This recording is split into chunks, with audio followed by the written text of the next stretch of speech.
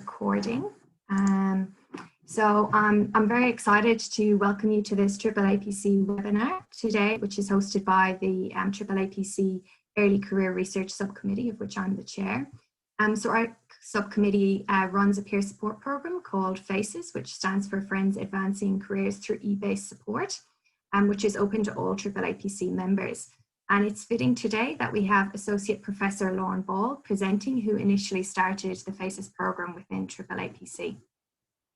So Lauren is also a member of the AAAPC Executive and Principal Research Fellow at Griffith University, and most recently has been awarded a 2020 Griffith University Vice Chancellor Research Excellence Award for her outstanding record of achievement in research. I can see Lauren is looking down, but it's really wonderful to have you here today, Lauren.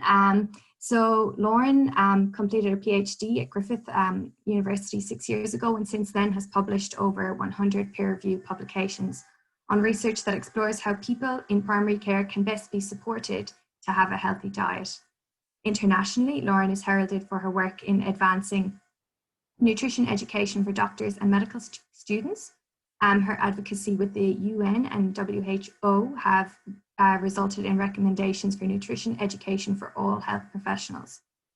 Lauren has also changed clinical practice in Australia by creating the first support bundle for general practitioners to integrate nutrition into their routine care. So I will pass over to you, Lauren, and we will have some time for questions at the end. So please add these to the Q&A box. Thank you. Thanks, Rita. You've pretty much summed up what I want to talk about today, so thank you for that. Hopefully I can expand a little bit on what you've just been talking about, and yeah, I hope you guys can find this talk interesting and useful. So thank you very much for inviting me to speak.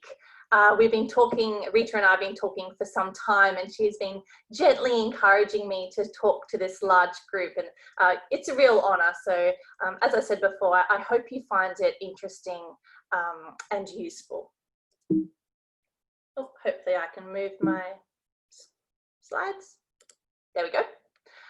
So as Rita said, first I'd like to acknowledge the traditional owners of all of the lands on which we are meeting today, and pay respect to elders past and present, and extend that respect to other Aboriginal and Torres Strait Islander people. For me, I'm sitting in Brisbane today. The traditional owners are the Yuggurabal, Yuggera, Juggera and Turrbal peoples.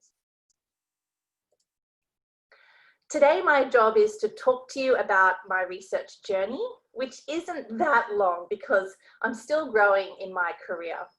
But I think the reason why Rita has asked me to share this journey is because I seem to have done what other people are trying to do.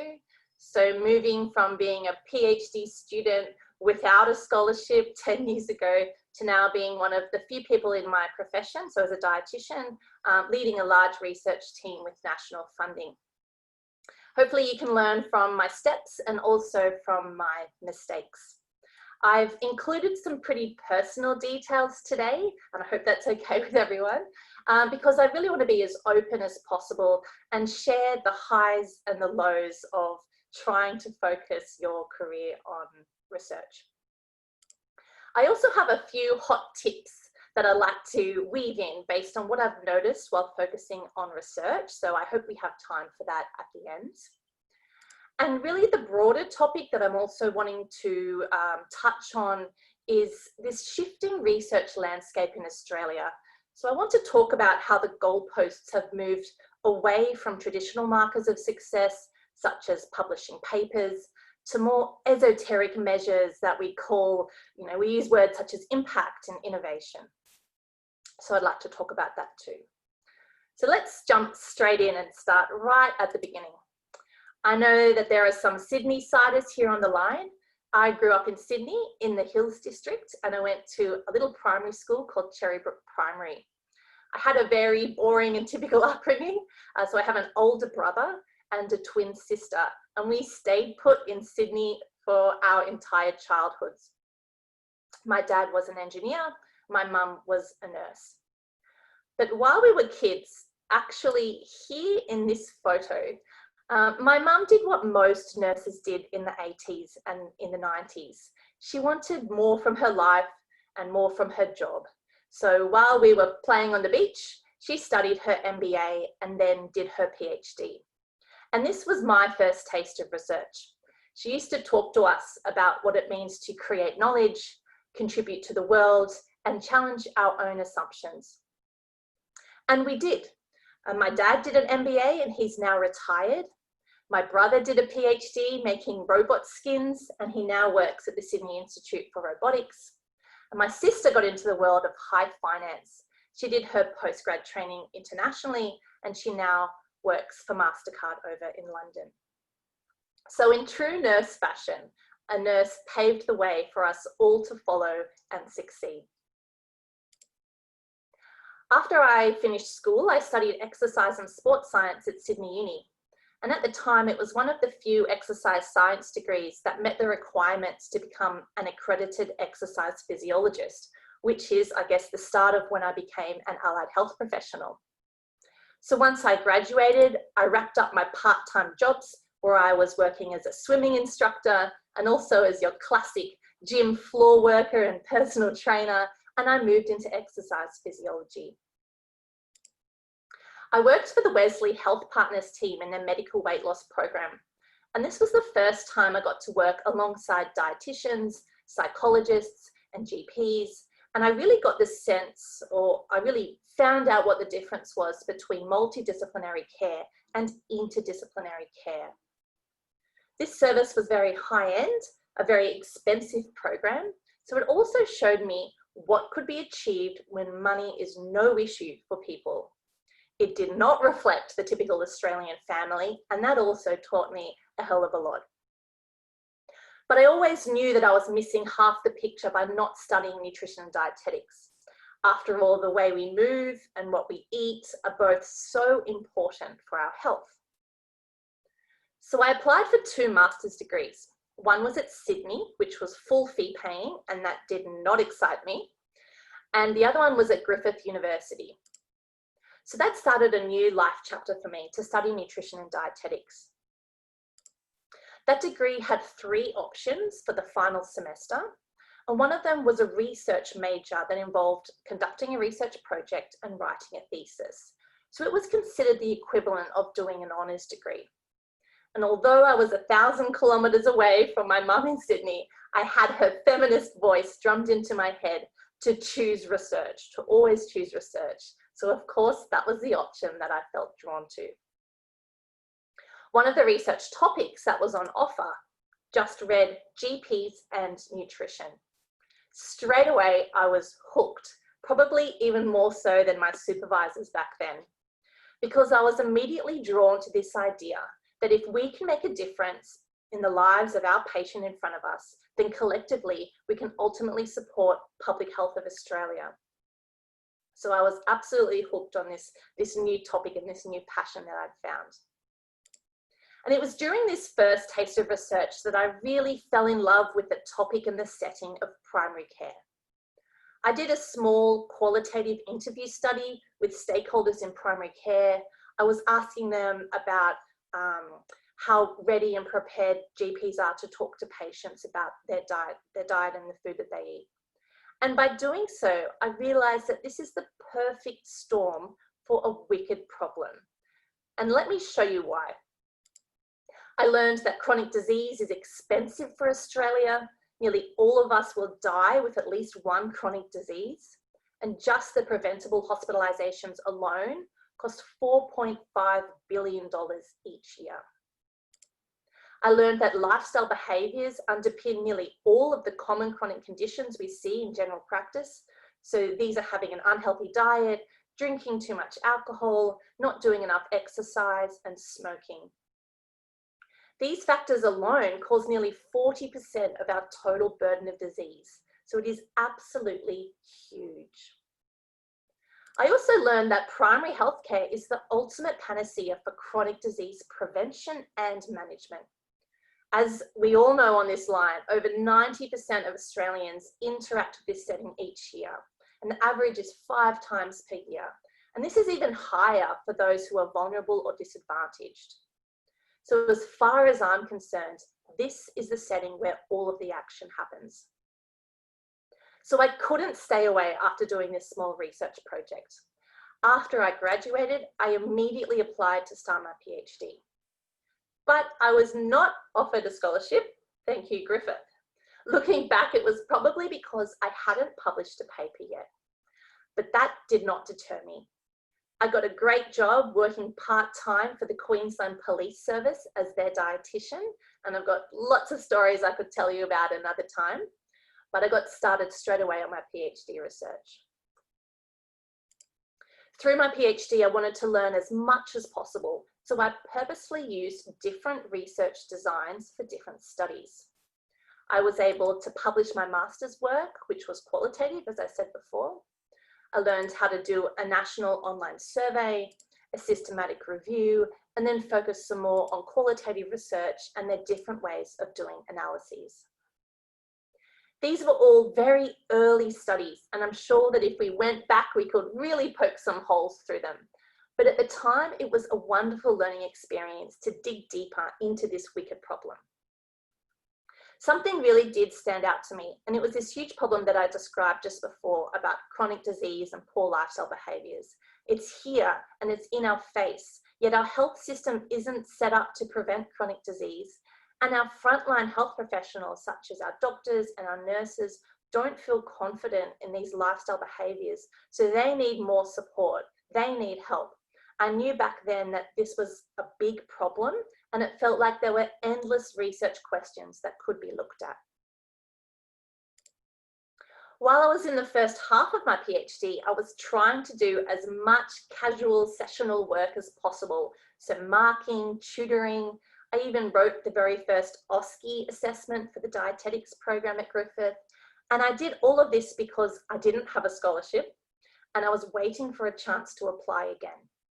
I was even doing some sessional work for QUT, which is a university up the road here in Brisbane, and into their paramedics program because the courses were quite similar to ones at Griffith. So I always kept my options open and I followed the opportunities that arose. One important opportunity came in 2010, where a level A academic job came up at Griffith teaching the nutrition students. And I applied for that job and I was offered the job. Looking back, it was a pretty big decision because it meant that I needed to formally dedicate some of my time to teaching rather than focusing full-time on research. But it was my first proper, real, full-time day job, so I was happy and I was set. The experience of applying for that job taught me that momentum was the unspoken secret word of research success. So when you get assessed on your research, people want to know your niche, your area of expertise, or some other people might call it your rabbit hole. And I learned that someone that, say, had 5 papers in 5 completely different topics, even within the same field, they could be seen as non-committal. But having 5 papers that progress down one line of inquiry could be seen as programmatic. So I had a little bit of a niche, which helped me get that job, and now I had an opportunity to continue. So I did what I thought was my job at the time, rightly or wrongly. I tried to publish as many papers as possible. And I did this in 2 ways. First, I looked for all opportunities to join other teams while still keeping my own niche. So that happened by offering research major or honours supervisions to topics who was to students who were studying, say, nutrition, as well as other disciplines such as health science, exercise science, and the medical students at Griffith. So this was a great way to build momentum. I tried to supervise 2 students per year for the first few years, and that was actually a lot of work. And the second action that I took was after having some really good advice from my supervisors, which was to just practice and practice and practice my own writing.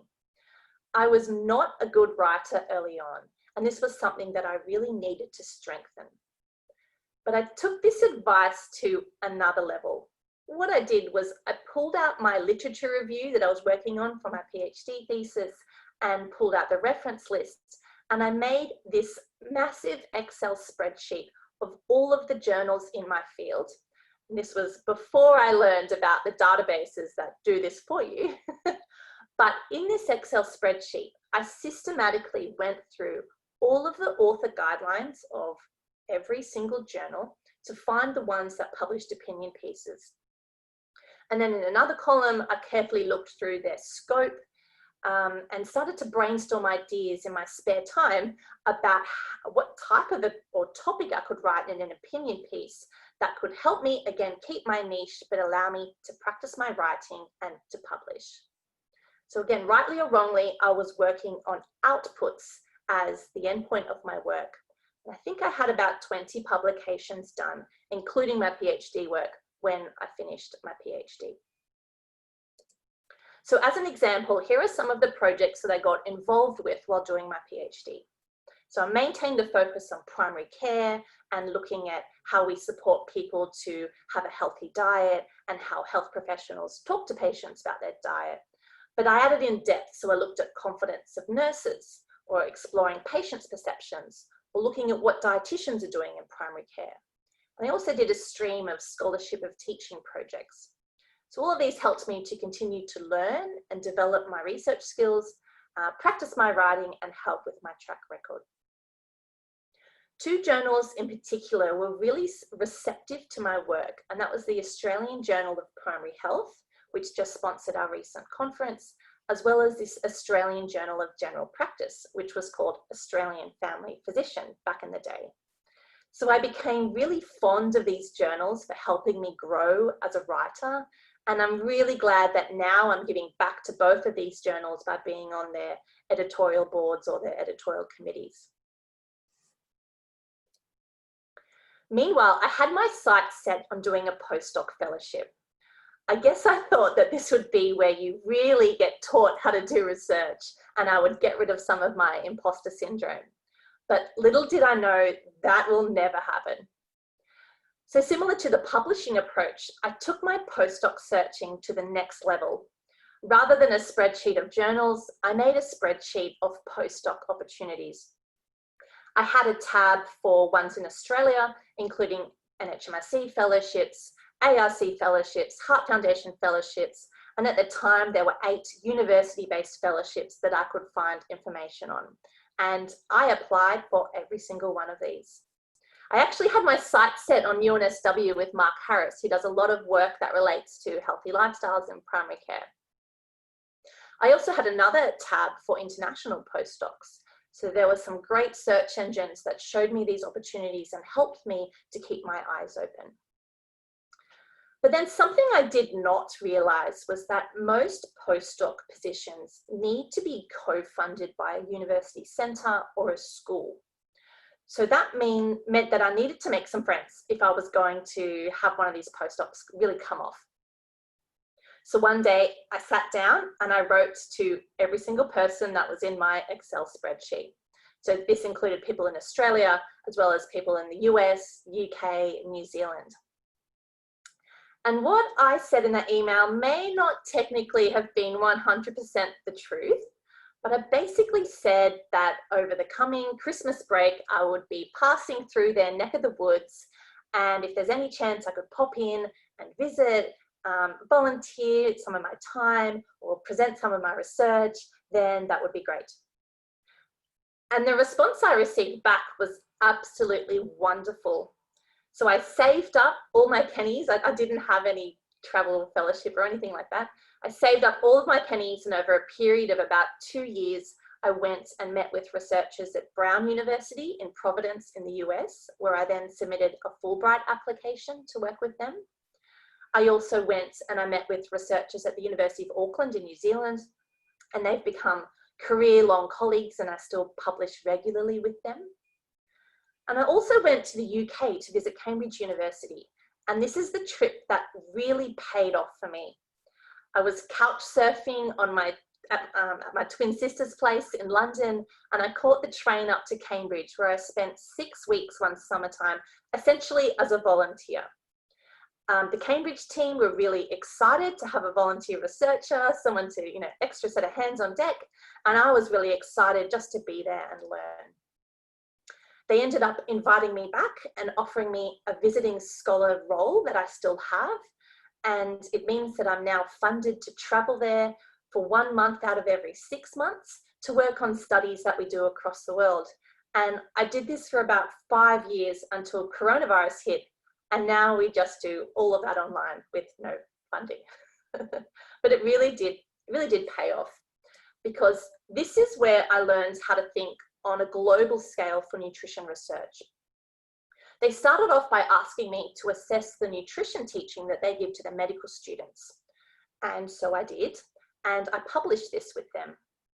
And as a result, other researchers and academics from other medical schools from across the world started to come out of the woodwork and ask to get involved in some of our work. So this included people from the US, UK, Europe, and Canada. We also did outreach work to developing countries who didn't have the same infrastructure as developed countries. And I was able to learn how to run international priority setting activities and also work alongside the WHO, which was a huge, huge learning experience. And the WHO actually advocate that all health professionals talk to patients about nutrition in primary care. And they say this should be a fundamental part of primary care. So it was really valuable to have that experience of working with them. Meanwhile, I was actually rejected from all of my formal applications to do a postdoc back in Australia and overseas, apart from one, which was from the NHMRC. So go figure about that. So after 12 months after finishing my PhD, I started my first NHMRC fellowship. The fellowship was called an Early Career Fellowship, which actually doesn't exist anymore. It has been phased out so that investigator grants can be introduced. But it required a mentor to be appointed. And my mentor was a wonderful woman called Professor Wendy Shaboya. She's another nurse. So she's from the School of Nursing and Midwifery here at Griffith. And at the time, she was running an NHMRC Centre for Research Excellence. And this changed things in my work because I packed up from nutrition and I moved my office over to be with Wendy and her team of nurses. And I hoped that osmotically I would learn as much as possible. And I really did. I remember saying to Wendy in one of my early days that I was ready to change the world. I wanted to move away from doing surveys and interviews to doing some interventions in primary care. And I remember her shaking her head and saying, "Lauren, you don't just do an intervention. Do you mean you want to run a trial?" To which I said, yes, I do want to run a trial. And then she asked, "Well, what do you think will happen after the trial?" And I said, "Oh, I'm not actually sure. I'd never thought about what happens after trials." So at the start of the fellowship, I was quite unaware of this world of implementation science, knowledge translation, and impact. It was like this new language that I needed to learn and this new world. Now I feel like I speak the language quite fluently, but at the time it was still very new, and it seemed like it was also just coming onto the horizon for the research community, particularly in Australia. So I designed my intervention that I wanted to test with a trial, or through a trial. The intervention aimed to help doctors and nurses in general practice raise the topic of nutrition with the patients. And Rita mentioned this in the introduction. It's called the NutriCare intervention. But each time I met with Wendy, she would say to me again and again, "After this, what will happen next?" Or she'd say, "Do you really think that this is going to solve the problem?" I'd be gobsmacked. I'd say, "Wendy, okay, maybe not." And then she'd say, "Well, you've got some more planning to do before you start anything." So everything came back to this idea of knowledge translation, implementation science, and impact. Making sure that what I would do would really make a difference beyond a trial or an intervention. So I knew I needed to upskill myself, and there were three main ways that I did this. First, I found Dr. Tamika Hayden, which some of you may know or have heard of. She runs a consulting business. She's based in Melbourne, and her business is called Knowledge Translation Australia. So I attended all of her workshops that I could, and I read all of the readings that she suggested. I also quickly learned that anyone with a Canadian accent, as my mentor Wendy had, anyone with a Canadian accent is fluent in this language of knowledge translation. They are so strong in their research theories, and I was lucky enough to go to Canada and undertake a summer school in knowledge translation and learn about how to plan for impact, how to assess and measure changes beyond a trial. Third, I found some really useful frameworks, such as this one on the screen called Knowledge to Action Framework, and that really gave me some clear steps for translation and impact when I was planning my research. I'm very happy to share the material from any of these three sources after today's session. At the same time, I started to become interested in social media for research. I joined Twitter, which was the main platform for researchers, and I really liked being able to see quick updates from groups such as the NHMRC and keep in touch with colleagues from other universities and internationally without using my private or my personal pages. But as we all know, social media can drain our time. So it took me quite a while to really become convinced of its usefulness. And it wasn't until I started to measure who engaged with me, what they said, what the end result was, that I realized that I was having a return on my time investment. But a big moment came for me after observing the behavior of other researchers online who I really admired. And here's two examples on the screen. The first is from an Oxford professor that I'm sure you've all heard of, and the second is from a researcher who at the time was on the same fellowship as I was. And despite their successes in research, their posts didn't sit well with me in terms of what I thought it meant to be online and to discuss research. So these two women in particular are really well-respected researchers. They have a lot of followers, far more than I do, but they weren't reflecting what I wanted to see in terms of the online space for research. And I wasn't really sure why that wasn't sitting well with me, apart from some obvious points. Everything became much clearer for me one day when I went to a free masterclass that was held at my university by a team called Social Marketing at Griffith. It was such a valuable use of my time. The whole point of the masterclass was to work out what your brand is as a researcher. And this idea was an absolute game changer for me. It changed the way I viewed myself as a researcher who wanted to learn new skills and wanted to do some studies versus a researcher who is a walking, talking personal brand. The course opened my eyes that funders or partners or your next or end users or clinicians, they invest in you as a person, not just in your research. The team had this framework that you might like called the digital hourglass, and it steps you through how someone such as a clinician, a policymaker, a funder at the top of the hourglass, how they hear about your work, explore your work, use it, share it, engage with you. And then in the bottom part of the hourglass, this is where you get your return on investment. And the ultimate return is to have someone else advocate about your work on your behalf. So I went away that day and invested a lot of time thinking about what that would look like for myself, how I would measure that as a researcher, and as that walking, talking brand, rather than measuring that for one study in particular.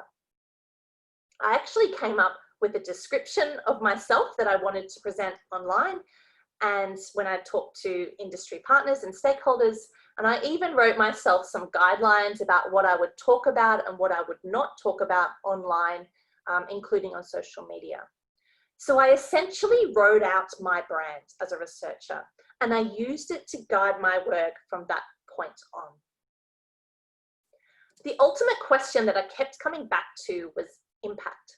I knew that I needed a rationale as to why someone would invest in my research, and even broader, why someone would invest in myself as a researcher who ultimately needs a salary. And I think this is something we're all still figuring out, particularly this year with COVID. At the time, I was doing some advocacy work online about medical nutrition education, and I was working with the group at Cambridge and some of the groups in the other countries that I mentioned previously. We actually had an article that was published, luckily, in The Lancet. It was a systematic review reviewing all previous attempts to help medical students learn about nutrition and feel confident to talk to patients about what they eat. And we basically said in the article that none of the previous initiatives were up to standard and that more needs to change in the future. The work and some of our other publications were picked up by the UN, and the international team that I work with were invited to the UN, the United Nations General Assembly, to talk about the current state of nutrition in medical education. My job was to document all of the conversations that we had, and our messages were then included in the latest update of the UN Decade of Action on Nutrition. It specifically used our recommendation that all medical and health professionals need to have basic and adequate nutrition knowledge so that they can provide nutrition care to patients. And this plan is huge. It's global, and all 193 countries that are part of the UN have since endorsed this recommendation. So that was a clear, major international impact on health and also on higher education. I put that example in my investigator grant application, and it must have worked with the reviewers, because last October, some big news came through, which was that I had been awarded an investigator grant, just like some other wonderful AAAPC researchers did too. It wasn't just me. But this was huge news. It was the first year that the scheme had run, and the level that I applied for was the mid-career level, which meant that I had 5 years of my salary being covered. And I also had $200,000 in research support funds for each of those 5 years. And one of the big difference between the investigator scheme and the previous, say, project grant schemes is that there was no itemized budget that was part of the application. So I didn't say how I would be spending this $200,000. So I essentially needed to make my own plan about what I would do and how I would spend this money. So we had the Griffith Office for Research banging down my door, trying to make sure that I knew how to work their finance system and keep track of what I was going to do. So it was very new for them, just like it was for me. But there was one priority that I had from the get-go. Whatever I did, I knew it needed to have impact. My stories of previous impact was what got me over the line with the investigator grant. So I knew I needed to show a return on investment using impact as the currency. I thought that with $200,000 a year, I probably had enough to employ one full-time person and use the rest to support research activities. But I wanted that one person to focus their whole time on maximizing the impact that came from our research projects. So I spoke with HR and I said, I want to hire a knowledge translator. They said, Lauren, we don't have that job. There's no such thing. So you'll have to write the job description yourself, and we don't have any similar examples to show you. So I got in touch with my Canadian colleagues from the past and asked them to send me some similar job descriptions, because I knew they must have something like this. And after reading them, I decided to write my own job description. I said I wanted someone who understood the concepts of knowledge translation and had experience communicating ideas to different audiences and could engage with media and social media. And our Griffith HR had a really hard time with this because no one at Griffith had done anything like this before. So the position actually had to be sent off to our academic committee, who could assess the level of appointment that it would be. But we did it. And I had the best time interviewing for this role. The successful candidate was Claire Van Dawson. Claire has a biomed background and a master's in science communication. And she had been working as a TV host for a children's science show. So she knew how to write and talk really clearly, get scientific messages across. And she also showed me in her interview that she really understood what research impact means, even though she didn't think of herself as a researcher. Also last year, when I heard about the Investigator Grant, I spent a lot of time with Tamika, who I mentioned before. And this was to plan what the impact might look like in the Investigator Grant and how I might measure that. So I just put myself out there. I wrote to her and asked if she would coach me through this process. So she did. She met with me several times last summer, and we developed an impact strategy for the 5 years and for the projects that were proposed in the application.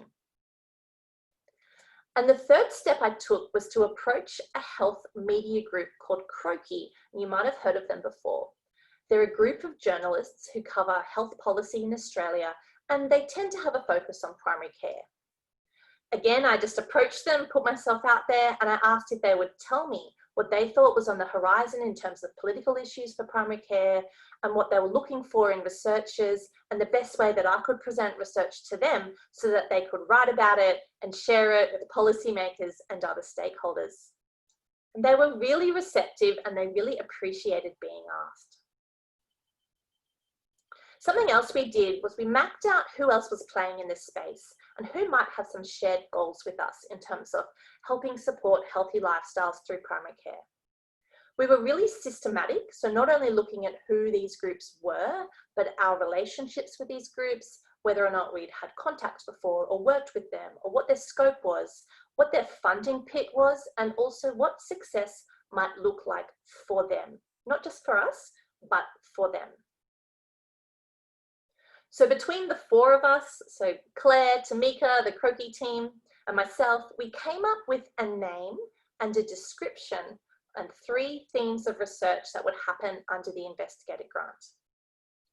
So we now call ourselves the Healthy Primary Care Team, which includes other researchers at Griffith who have joined our mission and our PhD students who are all working in this space. So I really wanted to make sure that we had a name that shows that we're a collective and it's not just myself dabbling away on studies. So all of our work focuses on how primary care services support people to have healthy lifestyles behaviours. So just like the early days, but now there are clear pathways to do that. And the language that we use is carefully constructed for an audience outside of researchers. Under each of these 3 themes are research projects and HGR students, as well as ways that we're measuring our translation and our impact, and also strategies that we communicate this to our stakeholders and our partners. So I don't think of us as, say, a research centre, but rather as an impact platform. It's still early days, so maybe I'll have to do another talk again in a few years' time to share some of the impact stories that come from the Investigator Grant. But just to give you some examples, under each theme are research questions that multiple studies are contributing to. And this was done this way on purpose so that when we talk or meet with new partners, I can easily refer back to each theme, show them the questions that we're trying to answer and see where synergies lay in terms of questions rather than focusing on details of studies or study designs. Here are some of the research questions in our second theme, which focuses on health professionals. And here are some research questions in our third stream, which focuses on having impact at the systems level. So I hope that we're okay for time. I wanted to share 4 tips that I hope might be helpful, and I'll be really quick so that we still have enough time for questions. The first hot tip I want to share with you guys is do not compare your behind the scenes to someone else's highlight reel, just like we hear about on social media. And this is a hard lesson that I learned many years ago after watching other researchers compare themselves to people, and I did the same thing and often feeling really inadequate, but without having all the right data in their hands. And I'll show you an example of what a highlight reel is for me as a researcher. This is a timeline of my career that I put together just from the information that's on my CV. It looks really nice and shiny. It looks like I finished my PhD and just walked into a postdoc and then just walked into some awards and then another fellowship and got promoted and grants along the way. But it's a highlight reel. It is absolutely not behind the scenes. This is a little window into what behind the scenes looks like for me. All of the red stuff is essentially what hasn't worked out. So these are grants and fellowships that have been rejected, other media and leadership side hustles that haven't worked out. I've had a baby. I've worked part-time for some of this time as well. I haven't even had room on the slide to include the countless manuscripts rejections in there. So even though, as Rita mentioned at the start, I have just over 100 publications, I can guarantee that I've had way more than that in terms of paper rejections. So the takeaway message I hope that you're getting is that this is very normal and expected to have a behind the scenes, even though our university systems don't allow us to easily share that or to be open about it. My second hot tip for you today is to find your vision or your niche or your rabbit hole that I mentioned before. Find it and let it guide you in your research studies and in your impact. So I'll give you an example. This is the opening sentence of my investigator grant application. It came before the method, before the aims, before the background. It was right up front. And this is one of the key ways that grants and fellowships are changing. So rightly or wrongly, people have trust in other people who have a clear vision, and it sets the scene right up front before we start to look at scientific quality or other aspects of a study.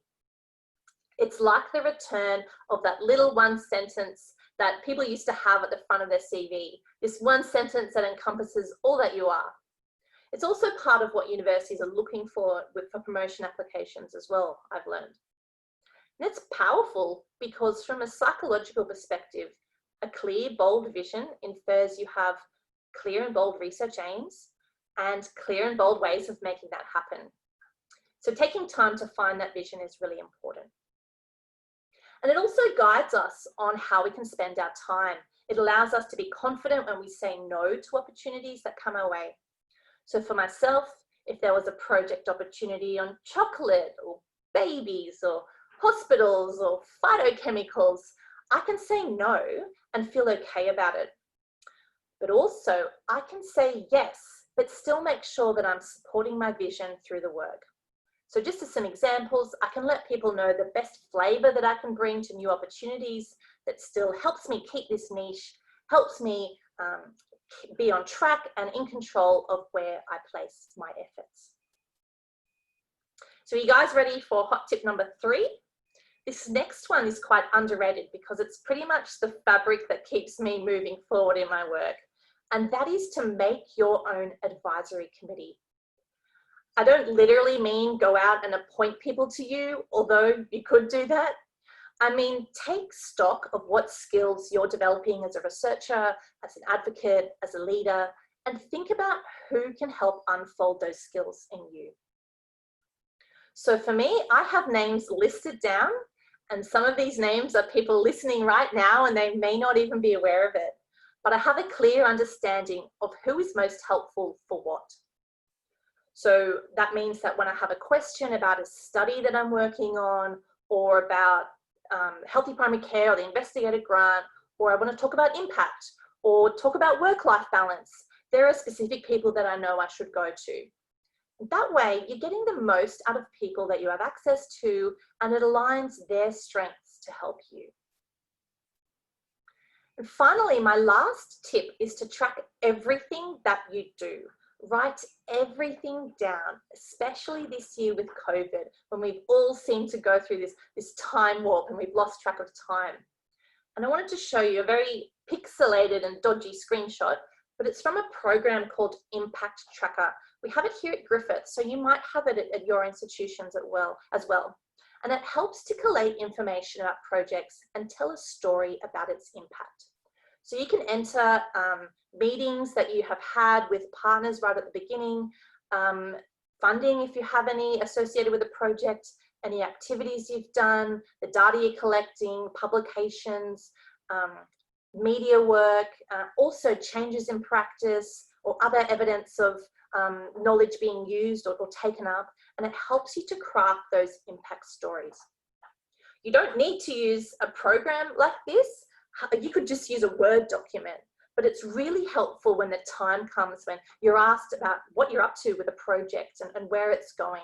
And as my mentor, Wendy, said, what's going to happen next and when will the problem be solved?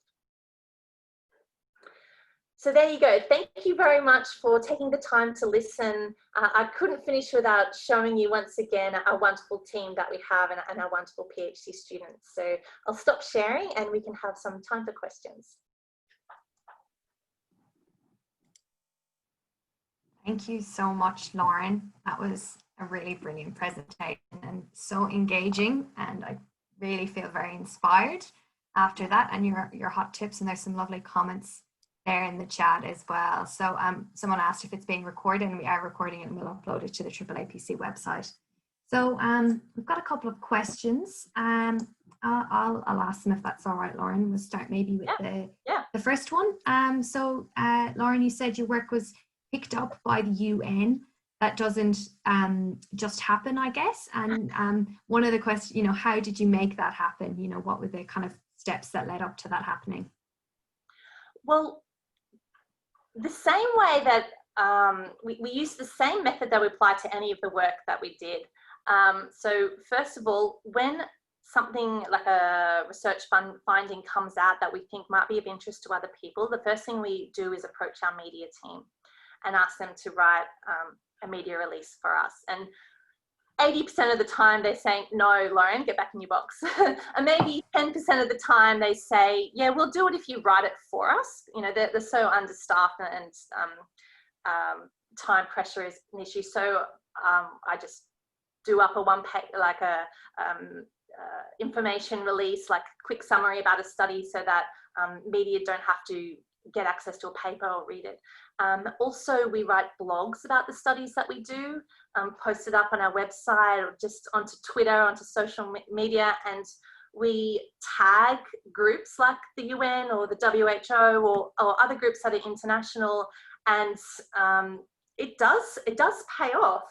And as I said, in terms of social media, I started tracking who actually responds or retweets, or what is the reach of this post or that post. And the more that you bang on about something, you start to get associated with that topic. So like I've been talking about how we help people to have a healthy diet, I just keep banging on about it and I don't talk about other things. And so that helps get the message across. So it means that when groups are wanting to do something that have that shared interest or goal, they know who to go to because they've got a history of hearing someone bang on. So yes, it wasn't just a case of writing, "Dear UN, here is this study." It's just a lot of strategies to try and get our message out there. Yeah, so really doing some of the work for the media team in terms of writing up the summaries and presenting it to them, and then kind of building that online presence, which you have. And I did some sneaky things early on, like I took the media guy out for coffee, and like I always make sure I pay for the coffee, and I always try and build that rapport. And if they have a media request, for example, in nutrition, there's so many media requests about all sorts of things, but the more that I can help them out, the more they're going to help me out when I ask for something. So getting that partnership really strong is key, and it's the same with any partner or group that we work with. Yeah, so that relationship really, and that actually kind of leads on to the next question, which was do you engage with clinical dietitians and build collaborations with hospitals? Who reaches out first, and what is the best way to build relationships with clinical workers so they can help guide research directions? Yeah, so when this anonymous attendee says clinical dietetics, yeah, I assume they're talking about dietitians in hospitals. Yes, definitely, because I do quite a bit of work with our professional body called Dietitians Australia. And also, just by being a dietitian myself, it means like most of my cohort that I went through with currently work in hospitals. And so we already have an awareness of who one another is. There's a lot of wonderful and fantastic researchers who focus on nutrition issues in hospitals. So for example, malnutrition management and prevention on discharge, and how patients are transferred back into primary care. So there's a lot of work that I have to keep up with what they're doing. It's not necessarily a case of me telling dietitians in another setting about what they should do, or in terms of reaching out. It doesn't really happen that way, but it's more through conferences, through social media, keeping that conversation going and being really supportive of what they do in their setting. And they're also really supportive of the research we do in the primary care setting. Excellent.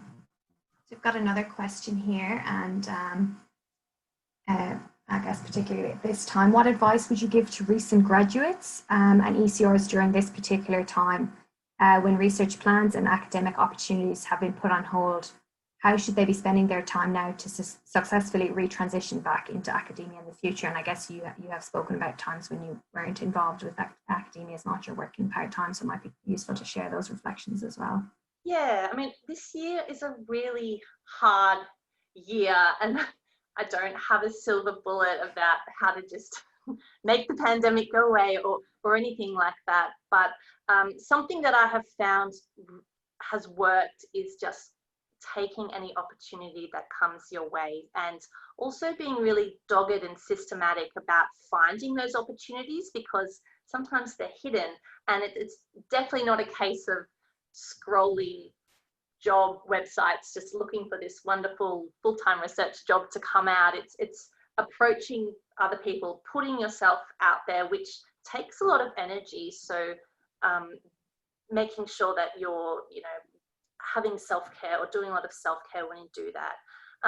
If you already have a university appointment or some university work, documenting everything that you do and the skills and the benefit that that's bringing is going to be really useful when you're talking to people offering other opportunities. So say, for example, if you've got a bit of RA work, research assistant work, so really being clear in your own mind what skills you're bringing to this work, what the outputs are, and how you're making a positive contribution, so that if you get a phone call or an email, or if someone wants to say, Rita, can you be involved with this? You know already what you can say to them about why they should, engage with you and talk with you. So like what I said in my presentation, documenting and taking things to the next level.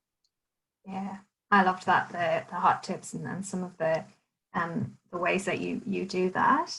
This is, when we spoke a bit about relationships, and this is also a question I had, and this question is, what advice would you give to PhD students to maintain those relationships with senior researchers with shared values who they have previously communicated with? Yeah, so I assume this question is about their supervisors? Maybe supervisors or people who, that they have maybe contacted about their research in the past, or for example, when you sent out those emails to, when you were at that stage of going from PhD to postdoc, and if a relationship was started, how you maintained that. Yeah, that's a really good question. And I think, I'm sorry to keep coming back to social media. Social media is, I think, one way to do that. I'm not 100% converted. That I don't think we should all be on social media all day, every day. But the benefit of social media is that your profile is there all day, every day. So even if you spoke with someone in another institution or in another country, and then 6 months down the track they're saying, who was this person again? They can look you up again, and you're still there. So that in itself helps to maintain or to maintain that relationship with that person. But otherwise, it could be a case of setting a calendar reminder every 3 or 6 months saying, write to so and so, ask if there's any other opportunities, or just say hello, or you could follow them on, say, set up a Google Scholar alert. So each time someone publishes a paper, you get a little ping about it, and then you can say, hey, reader, I saw your latest paper on XYZ and I really liked it. So that keeps that conversation going. But it's not a perfect recipe.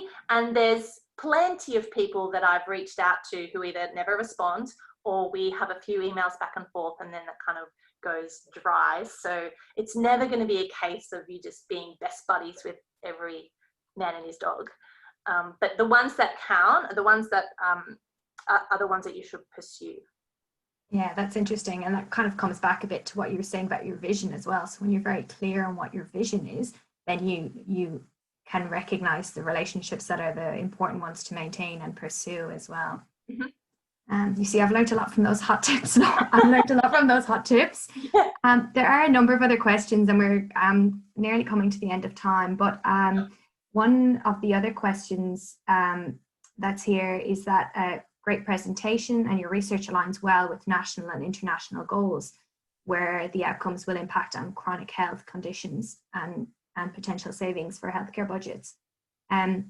What would you suggest for areas of research where the populations may be forgotten? So, for example, drug health is the example that was given by this question.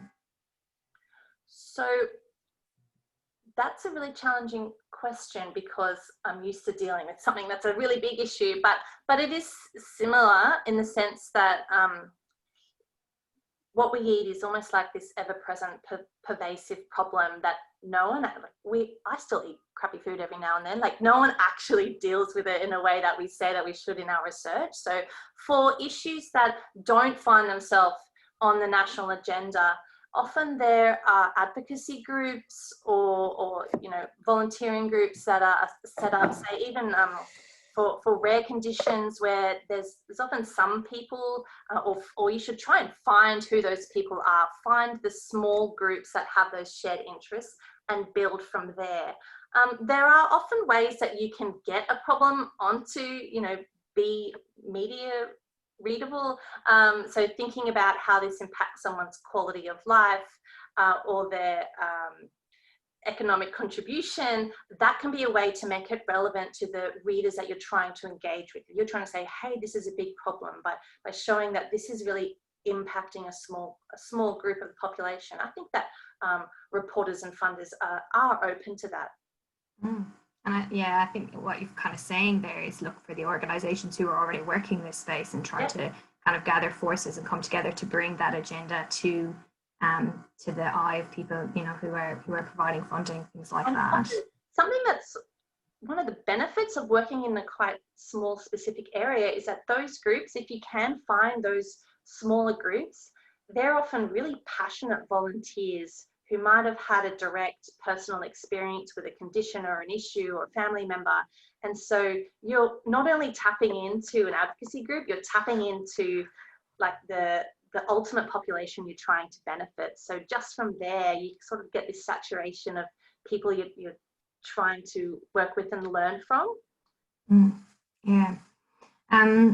So we might just answer, I think, one more question. Maybe we can take the others offline. But I guess, and this one, Lauren, so thanks for sharing your experiences. It was wonderful. Just wondering if you could share how you balance your professional work with family life. In mind, just a comment on that one to close. Just maybe. Like in 1 minute, I'll just say how I do that. Not very well all the time, I must say. So in addition to my little man who's 3, I have 2 wonderful stepdaughters who are with us as well, who are 10 now, and 7. So it's definitely very loud and busy in our house, and I don't have work-life balance down all the time. But I do, I refuse to work on a weekend unless it's the AAAPC conference, I should say. And I refuse to work at nighttime unless it's really urgent. So I might do it, there might be one night a month that I do that. But spending time with my family does give me a break from work, so it actually helps me. And also coronavirus has been the best thing ever in terms of working from home, and I know that's not been everyone's experience, but that's helped me quite a bit. Yeah, I think that's really wonderful and really inspiring as well to hear how you do manage that that work-life balance, especially as as a PhD student.